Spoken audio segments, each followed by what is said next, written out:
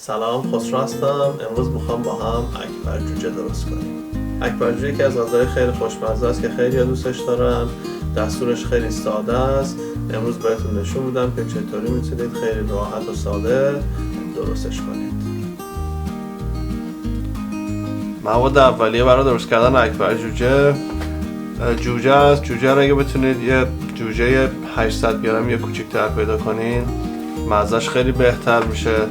اونایی که توی کانادا یا تورنتو زندگی میکنن، من اینو از آدونیس میگیرم، همیشه داره. نمک و زردچوبه و فلفل لازم داریم، روغن زیتون، زعفران دم کرده، سیر، لیمو و پیاز. سیر رو یه چند تاشو موقعی که داریم مرینیت میکنیم استفاده میکنیم. 2-3 تا هم موقعی که داریم سرخش میکنیم میندازم توی روغن.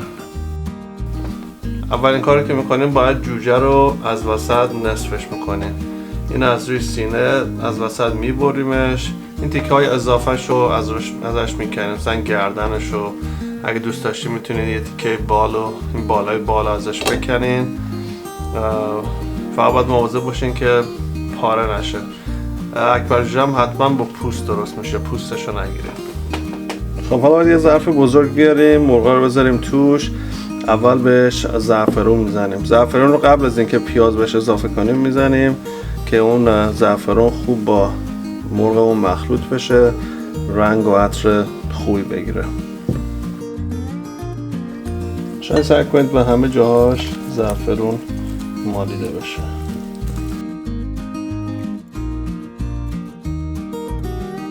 خب نمک و فلفل و زردچوبه‌مون رو بهش اضافه میکنیم.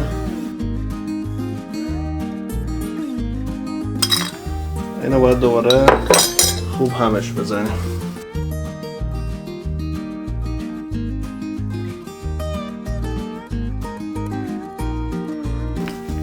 کم روغن زیتون بهش اضافه میکنیم.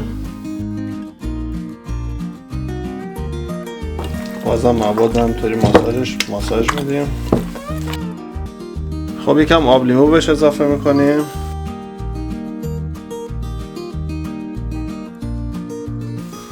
بازم دوباره ماساژ میدیم.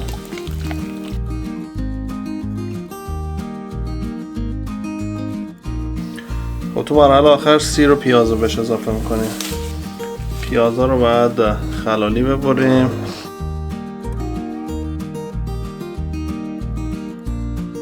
سیرم هر جور دوست داشتین. اگه بخواین میتونین خوردش کنید بریزید داخل. اگرم بخواین میتونین حلقه‌ای خوردش بکنید. سیر رو همونطور که دیدیم من حتی خوردم نکردم، همونطوری لهش کردم با چاقو، میریزیم داخلش.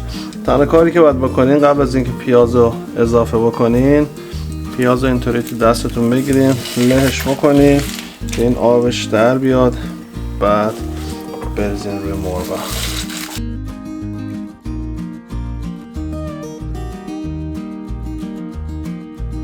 نصف سیرا رو میریزیم داخلش، نصفش هم نگه میداریم برای موقع سرخ کردن.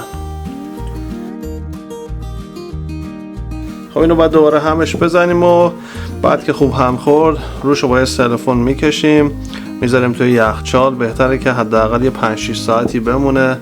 اگه بذارین شب تا صبح بمونه که خیلی بهتره. تا 24 ساعت اینو میتونید اینطوری نگه دارین.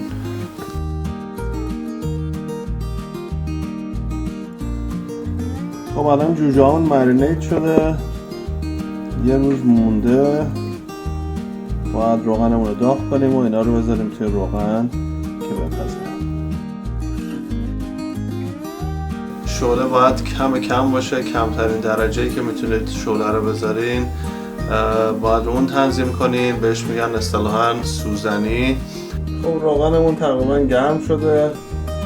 این جوجه ها رو آروم آروم اضافه میکنیم که روغن نباشه.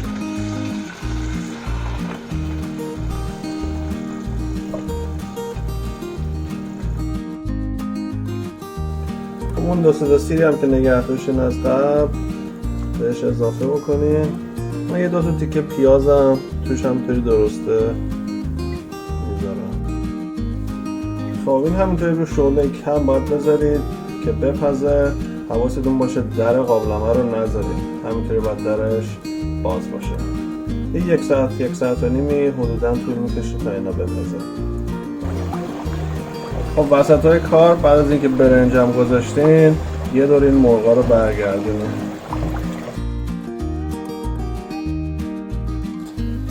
خب یه 20 دقیقه مونده. اگه دیدین کف روغن جمع شده میتونید کفاشو جمع کنید.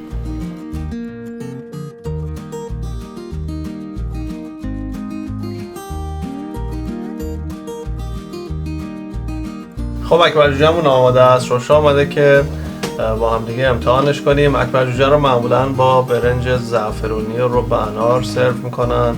رب انار رو من مال ذره غلیظ بود، یکم کراب کردم و رب انار رو توش ریختم.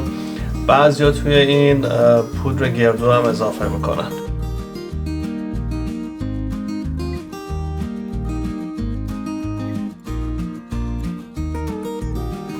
یه ذره به ترشی بادمجون کبابی دارم که دستورش رو این پایین میذارم، میتونید ببینید، و سیر ترشی خونگی اونم دستورش رو میذاریم اون پایین که ببینید.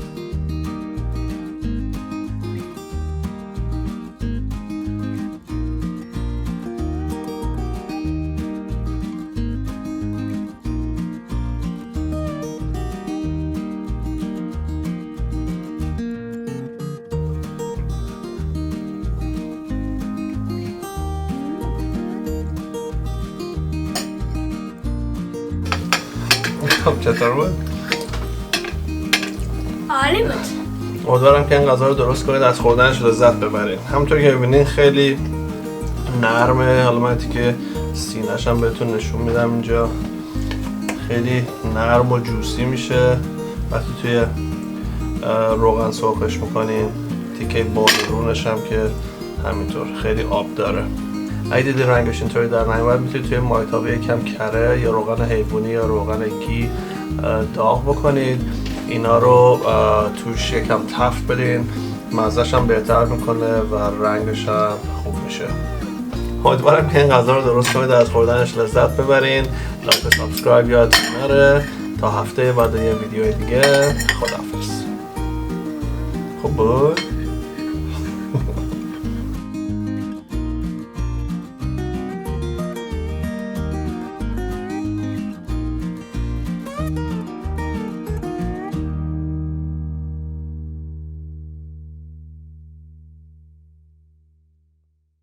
اکبر جوجه یکی از غذاهای خیلی خوشمزه است که خیلی دوست دارن درستش کنن. دستورش خیلی ساده است. با هم امروز درست میکنیم و چی؟ امتحان میکنیم.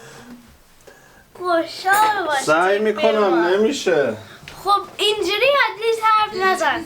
سلام، امروز میخوام بهتون طرز تهیه اکبر جوجه. کمرمون درد گرفت. تو هم همینطور؟ من پیر نیستم مثل تو. خب امیدوارم که این غذا رو درست کنید و از خوردنش لذت ببرین. لایک و سابسکرایب یادتون نره. تا هفته بعد و یه ویدیو دیگه.